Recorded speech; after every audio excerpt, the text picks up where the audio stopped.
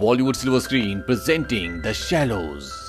ये कहानी एक ऐसी लड़की की है जो समंदर के बीच में पत्थर पर फंस चुकी है। वो समंदर में नहीं जा सकती क्योंकि वो जानती है कि समंदर में मौत उसका इंतजार कर रही है। कहानी की शुरुआत में एक अमेरिकन लड़की को दिखाया जाता है जिसका नाम नैन्सी एडम्स है और नैन्सी एडम्स अमेरिका से मैक्सिको आई है। दरअसल वो यहाँ पर एक बीच पर जाना चाहती है जहाँ पर उसकी मॉम उस वक्त आई थी जब वो अपनी मॉम के पेट में थी, यानी कि जब उसकी मॉम प्रेग्नेंट थी। अब नैन्सी की मॉम की कैंसर से डेथ हो चुकी है और इसीलिए नैन्सी भी उसी बीच पर जाना चाहती है। लेकिन नैन्सी को उस बीच का नाम नहीं पता। लेकिन जिस आदमी की वो गाड़ी में बैठी होती है वो उसे अपनी मॉम की फोटो दिखाती है जो कि उसी बीच पर होती है। ये आदमी यहाँ का लोकल है, इसीलिए उस बीच को जानता है और वो जंगल से होता हुआ नैन्सी को उस बीच तक ले जाता है। यहाँ नैन्सी के साथ उसकी फ्रेंड को भी आना था, लेकिन रात को ज्यादा अल्कोहल पीने की वजह से वो सुबह उठ नहीं पाती और यहाँ पर नैन्सी को अकेले ही आना पड़ता है। अब नैन्सी उस बीच पर पहुंच जाती है जहां पर वो आना चाहती थी, जहां पर कभी उसकी मॉम आई थी, और ये बीच बहुत खूबसूरत होता है। अब वो आदमी जो नैन्सी को यहाँ तक लेकर आया वो उससे पूछता है कि तुम वापस कैसे जाओगी। नैन्सी कहती है कि मैं ऊबर से चली जाऊंगी। वो आदमी कहता है कि ऊबर क्या होता है। दरअसल यहाँ पर लोगों को इन सब चीजों के बारे में नहीं पता और इस आदमी ने नैन्सी को लिफ्ट दी होती है। नैन्सी उसे शुक्रिया कहती है और वो वहां से चला जाता है। ये बीच पूरी तरह से सुनसान होता है। इस पूरे बीच पर सिर्फ दो ही लोग होते हैं जो पानी में सर्फिंग कर रहे होते हैं और नैन्सी भी यहाँ पे सर्फिंग करने के लिए आई है और वो अपना सर्फ बोर्ड लेकर समंदर में चली जाती है। सर्फिंग करने के लिए इन्हें ऊंची लहरों का इंतजार करना होता है और जब वो ऊंची लहरों का इंतजार कर रही होती है तो समंदर में जो दो लड़के पहले से होते हैं वो नैन्सी से बात करना शुरू कर देते हैं। नैन्सी उन्हें बताती है कि वो अमेरिका से। वो कहते हैं यहाँ पर अमेरिकन बहुत कम आते हैं। नैन्सी उनसे पूछती है मुझे यहाँ पर कुछ ऐसी चीज है जो पता होनी चाहिए। वो नैन्सी को बताते हैं कि समंदर के बीच में दो चट्टानें हैं जो दिन में एक बार पूरी तरह से पानी से डूब जाती है जब पानी का लेवल अपने आप ही बढ़ता है, और वहां पर बहुत सारी जेली फिशेस भी हैं जो कि बहुत ही खतरनाक है क्योंकि वो डंक मारती हैं। और अब समंदर में ऊंची ऊंची बड़ी बड़ी लहरें आना शुरू हो जाती है और ये तीनों के तीनों समंदर की लहरों के साथ सर्फिंग करना शुरू करते हैं। ये तीनों बहुत इंजॉय करते हैं और खास तौर पर नैन्सी, क्योंकि वो अमेरिका से यहाँ तक इस बीच को देखने और यहाँ पर सर्फिंग करने के लिए आई है। वो बहुत देर तक सर्फिंग करती है और इसके बाद वो बीच पर आ जाती है और वो अपनी सिस्टर को अमेरिका कॉल करती है। और जब वो अपनी सिस्टर से बात कर रही होती है तभी उसके फादर उसकी सिस्टर से फोन ले लेते हैं और वो नैन्सी से बात करना शुरू करते हैं। वो नैन्सी को कहते हैं कि घर वापस आ जाओ और अपनी मेडिकल की पढ़ाई को कंटिन्यू करो। लेकिन नैन्सी ऐसा नहीं करना चाहती। उसने अपनी मेडिकल की पढ़ाई छोड़ दी है क्योंकि उसकी मॉम की मौत कैंसर से हुई और इसके बाद नैन्सी बहुत बुरी तरह से टूट गई है। उसके पिता नैन्सी को समझाना चाहते हैं। वो नैन्सी को कहते हैं कि तुम अपनी मॉम को अगर अपनी पढ़ाई छोड़ने की वजह बना रही हो तो ये बिल्कुल गलत है क्योंकि तुम्हारी मॉम एक फाइटर थी। नैन्सी कहती है फिर भी वो हम सबको छोड़कर चली गई। वो अपने पिता से कहती है मैं जल्दी आपसे मिलूंगी। उसके पिता कहते हैं कब। नैन्सी कहती है कि मुझे नहीं पता। दरअसल नैन्सी यहाँ पर इमोशनल हो जाती है और वो फोन को डिस्कनेक्ट करके वापस एक बार फिर से सर्फिंग करने के लिए निकल पड़ती है। और कुछ देर तक सर्फिंग करने के बाद यहाँ पर जो दो लड़के होते हैं जो सर्फिंग कर रहे होते हैं वो उसे कहते हैं कि रात होने वाली है, हमें वापस चलना चाहिए। लेकिन नैन्सी कहती मैं अभी कुछ देर और सर्फ करूंगी। वो दोनों समंदर से बाहर निकल जाते हैं और नैन्सी यहाँ पर लहर का इंतजार कर रही होती है। नैन्सी को ऐसा लगता है कि पानी में कुछ है और तभी पानी से डॉल्फिन्स निकलती है और नैन्सी उनके पीछे पीछे समंदर के और भी अंदर चली जाती है। वो वहां पर देखती है कि एक बहुत बड़ी व्हेल मछली है जो कि मरी हुई है और उसके ऊपर बहुत सारे पक्षी भी बैठे होते हैं। अब यहाँ पर लहर एक बार फिर से आ जाती है और नैन्सी उस पे सर्फिंग करना शुरू कर देती है और जब वो सर्फिंग कर रही होती है तभी उससे कोई चीज टकराती है और वो बहुत बुरी तरह से पानी के अंदर जाकर गिरती है। उससे उसका बोर्ड भी अलग हो जाता है। नैन्सी बड़ी मुश्किल से ऊपर आती है और वो अपने बोर्ड को पकड़ लेती है और जब वो बोर्ड के ऊपर चढ़ रही होती है तभी पानी के अंदर से कोई जीव उसे पानी में खींच लेता है और पानी में चारों तरफ खून ही खून दिखता है। नैन्सी एक बार फिर से ऊपर आकर उस व्हेल मछली की तरफ तैरना शुरू करती है जो उससे सबसे करीब है क्योंकि बीच यहाँ से बहुत दूर है। और जब नैन्सी व्हेल मछली की तरफ तैर रही होती है तो वो जीव उसका पीछा कर रहा होता है, लेकिन इससे पहले कि वो जीव नैन्सी तक पहुंचता नैन्सी व्हेल मछली तक पहुंचकर उसके ऊपर चढ़ जाती है। नैन्सी का पैर उस जीव ने बहुत बुरी तरह से काट दिया होता है, उसकी थाई से ब्लड निकल रहा होता है। नैन्सी बड़ी मुश्किल से अपने पैर को बांधती है। वो एक मेडिकल स्टूडेंट है, इसीलिए उसे पता है कि पैर को बांधने से खून का बहाव बंद हो जाएगा। यहाँ पर जो दो लड़के नैन्सी के साथ सर्फिंग कर रहे होते हैं, अब वो वापस जा रहे होते हैं और नैन्सी वेल मछली के ऊपर चढ़कर उन दोनों को हाथ हिलाती है, आवाज लगाती है, लेकिन वो नैन्सी की तरफ देखते नहीं है क्योंकि वो नैन्सी से इतना दूर होते हैं कि वो नैन्सी की आवाज सुन ही नहीं सकते और वो दोनों अपनी गाड़ी से यहाँ से निकल जाते हैं। और अब नैन्सी इस सुनसान इलाके में समंदर के बीच में एक मरी हुई वेल मछली के ऊपर फंस चुकी है।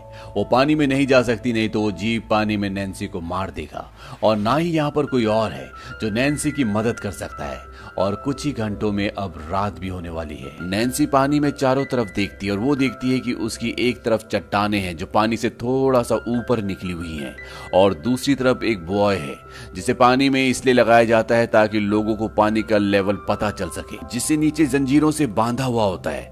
और तभी नैन्सी देखती है कि सामने से एक बहुत बड़ी व्हाइट शार्क उसी की तरफ बढ़ी चली आ रही है और ये वही शार्क है जिसने उसके पैर को जख्मी किया है और वो उस वेल मछली पर टक्कर मारती है जिसके ऊपर नैन्सी खड़ी है क्योंकि वो नैन्सी को मारना चाहती है। नैन्सी उस तरफ तैरना शुरू करती है जिस तरफ पत्थर है और वो व्हाइट शार्क नैन्सी का पीछा करती है, लेकिन इससे पहले कि वो व्हाइट शार्क नैन्सी तक पहुंचती, नैन्सी पत्थर के ऊपर चढ़ जाती है। यहाँ पर एक पक्षी भी होता है जो इसी टक्कर में घायल हो गया होता है, जो वेल मछली के ऊपर था और इसका एक पंख इंजर्ड है, इसीलिए अब ये उड़ नहीं सकता और नैन्सी के साथ ये पक्षी भी यहाँ पर फंस चुका है। शार्क के काटने से नैन्सी के पैर का मांस बुरी तरह से फट चुका होता है, इसीलिए वो अपने कान की ईयररिंग्स निकालती है और उन ईयररिंग्स को वो अपने पैर के उस हिस्से पर लगाती है जहां पर उसका मांस फटा हुआ है। इससे उसे बहुत दर्द होता है। वो एक तरह की स्टिचेस लगाती है जिसमें वो अपनी ईयररिंग्स का इस्तेमाल करती है और उसके पास जो जैकेट होती है वो उस जैकेट को अपने पैर पर बांध लेती है। धीरे धीरे अब पूरी तरह से रात हो चुकी होती है और तभी वो देखती है कि उसका सर्फिंग बोर्ड पानी में है और नैन्सी उस बोर्ड को वापस लाना चाहती है। वो चारों तरफ देखती है, वहां पर व्हाइट शार्क कहीं भी नहीं होती और वो पानी में उतरकर धीरे धीरे उस बोर्ड की तरफ जाना शुरू करती है और तभी वो सामने देखती है कि व्हाइट शार्क उसी की तरफ आ रही होती है। वो जल्दी जल्दी वापस आती है और एक बार फिर से पत्थर पर चढ़ जाती है जिससे नैन्सी को पैर में बहुत दर्द होता है। अब सुबह हो जाती है और तभी नैन्सी देखती है कि बीच पर एक शराबी लेटा हुआ है। नैन्सी उसे जोर जोर से आवाजें लगाना शुरू करती है। यह आदमी नैन्सी से ज्यादा दूर नहीं होता, इसीलिए नैन्सी की आवाज वो सुन लेता है और नैन्सी उसे इशारे से कहती है कि वहां पर मेरा बैग है जिसमें फोन है, तुम किसी को फोन करो। उस आदमी को नैन्सी का बैग मिल जाता है और वो उसका फोन और पैसे अपनी जेब में रखकर बैग टांग कर वहां से जाने लगता है, यानी कि वो उसका सामान चुरा रहा है। और तभी वो पानी में देखता है कि नैन्सी का सर्फिंग बोर्ड भी है और वो सोचता है कि मैं इसे भी चोरी करके यहाँ से ले जाऊंगा। वो पानी में जाता है, उसके सर्फिंग बोर्ड तक पहुंच जाता है और जब वो उसे वापस लेकर आ रहा होता है तभी शार्क उस पर हमला कर देती है और उस आदमी को मार देती है। अब यहाँ पर नैन्सी के पास मात्र 6 घंटे हैं क्योंकि 6 घंटों के बाद हाई टाइड हो जाएगा जिससे समंदर का लेवल बढ़ जाएगा और जिस पत्थर के ऊपर नैन्सी ने आसरा लिया है वो पत्थर पूरी तरह से पानी में डूब जाएगा और तब उसके पास शार्क से बचने का कोई भी रास्ता नहीं होगा। लेकिन नैन्सी की किस्मत अच्छी होती है। कुछ ही देर बाद यहाँ पर वही 2 लड़के आ जाते हैं जिनके साथ एक दिन पहले उसने सर्फिंग की है और वो पानी में उसी की तरफ आ रहे होते हैं। नैन्सी चिल्ला चिल्लाकर उन्हें कहती है कि यहाँ पर मत आओ, यहाँ पर शार्क है। वो बोलते चिंता मत करो, यहाँ पर कोई शार्क नहीं है। और तभी उन दोनों में से एक लड़के के ऊपर शार्क हमला करती है, उसे पानी के नीचे ले जाती है। ये देखकर दूसरा लड़का नैन्सी की तरफ जल्दी जल्दी बढ़ना शुरू करता है क्योंकि उसे किसी भी कीमत पर पत्थर तक पहुंचना होगा। वो नैन्सी तक पहुंच जाता है। नैन्सी उसके हाथ पकड़ लेती है, उसे ऊपर खींच ही रही होती है कि तभी शार्क उसे पानी के नीचे खींच लेती है और इस तरह से नैन्सी की एक उम्मीद जो उसे अभी कुछ देर पहले दिखी थी वो पूरी तरह से खत्म हो जाती है। और नैन्सी के पास अब मात्र आधा घंटा बचा है और आधे घंटे के अंदर अगर वो यहाँ से नहीं निकली तो हाई टाइड हो जाएगा और ये पूरा पत्थर पानी के अंदर डूब जाएगा और नैन्सी अब शार्क को ऑब्जर्व करना शुरू कर देती है, जो उसके चारों तरफ चक्कर लगा रही होती है। नैन्सी देखती है कि अगर वो पानी में उतरती है तो उसके पास मात्र 30 सेकंड्स होंगे और 30 सेकंड्स के अंदर शार्क उस तक पहुंच जाएगी। उसे पानी में एक हेलमेट दिखता है, जिस हेलमेट के ऊपर एक कैमरा है।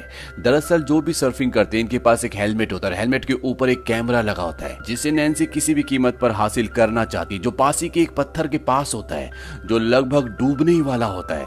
और नैन्सी के पास 30 सेकंड्स हैं उस पत्थर तक पहुंचने के लिए। नैन्सी तैरती हुई उस पत्थर तक पहुंच जाती है, लेकिन कैमरा उसके हाथ नहीं लगता और शार्क भी उसकी तरफ आ रही होती है।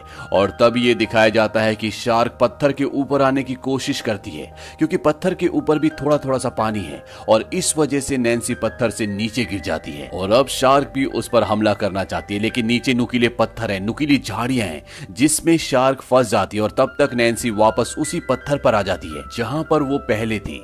अब वो कैमरे में मैसेज रिकॉर्ड करती है, जिसमें बताती है कि यहाँ पर एक व्हेल मछली मरी हुई है और पानी में एक शार्क है। शायद मैं इस शार्क के खाने के बीच में आ गई, इसीलिए मुझ पर हमला कर रही है। लेकिन ऐसा नहीं होता। इस शार्क ने पहले भी कई लोगों को मारा हुआ है। और इसके बाद वो अपने पिता के लिए और अपनी बहन के लिए भी एक मैसेज रिकॉर्ड करती है। वो कहती है, मैंने कभी नहीं सोचा था कि मैं तुम दोनों को इतना मिस करूंगी। आप लोग मेरी चिंता मत करना, मैं यहाँ पर अकेली नहीं हूँ। यहाँ पर मेरा एक साथी मेरे साथ है। और वो उन्हें उस पक्षी को दिखाती है जो पत्थर पर उसके साथ फंस चुका है। इसके बाद वो अपने डैड को कहती है कि डैड, मैं उस बॉय तक पहुंचने की कोशिश करूंगी और चाहे कुछ भी हो जाए मैं लड़ना नहीं छोड़ूंगी, जैसा मॉम ने सिखाया था। और अब वो उस कैमरे को हेलमेट के साथ पानी में बहा देती ताकि वो किनारे तक पहुंच जाए और ये मैसेज उसके परिवार तक पहुंच जाए। और यहाँ पर जो पक्षी होता है, नैन्सी ने उसके पंख को ठीक कर दिया होता है। दरअसल वो डिसलोकेट हो गया था, लेकिन अभी भी वो उड़ नहीं सकता, इसीलिए वो सर्फिंग बोर्ड के एक टुकड़े पर उसे रख कर पानी में बहा देती है ताकि वो किनारे तक पहुंच जाए। और अब नैन्सी के पास कुछ ही मिनट्स हैं। कुछ ही मिनट्स के बाद ये पत्थर पूरी तरह से पानी में डूब जाएगा और अगर नैन्सी को बचना है तो उसे सामने बॉय तक पहुंचना पड़ेगा। लेकिन वो यहां से 1 मिनट की दूरी पर है और 30 सेकंड्स के अंदर शार्क उस तक पहुंच जाएगी। लेकिन उसके पास दूसरा और कोई भी चारा नहीं है और अब वो पानी में कूदने की तैयारी कर रही होती है, क्योंकि उसके पैर लगभग पानी में समंदर में डूब चुके हैं। और तभी वो देखती है कि वहां पर बहुत सारी जेली फिशेस ऊपर की तरफ आती है और जेली फिश के पास जो भी तैरता है वो उसे डंक मारती है। और नैन्सी ने पानी में देखा था जब शार्क उसे मारने के लिए आ रही थी तो पानी के अंदर जो झाड़ियां होती जो बहुत ही नुकीली थी वो उसे चुभी थी, जिससे उसे बहुत तकलीफ हुई थी। और नैन्सी समझ जाती कि अगर मैं जेली फिशेस के आसपास तैरूं तो वो शार्क वहां पर नहीं आएगी।